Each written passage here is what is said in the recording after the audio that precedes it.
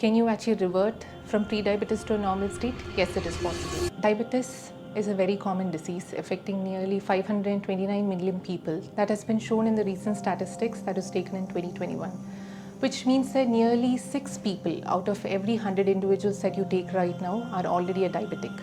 So how exactly do you know whether you're actually suffering from diabetes?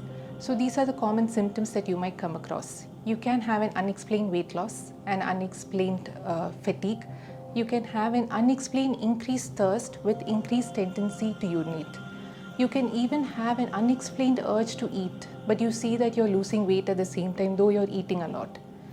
So now, how exactly can you screen yourself for this? So in case you've visited any hospital and you've been diagnosed with pre-diabetes, can you actually revert from pre-diabetes to a normal state? Yes, it is possible.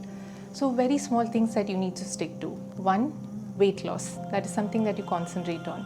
Second one, your diet plan. Increase on your protein intake and decrease on the carbs. Third, get going. At least just make sure that you walk for at least 25 minutes for at least 5 days a week.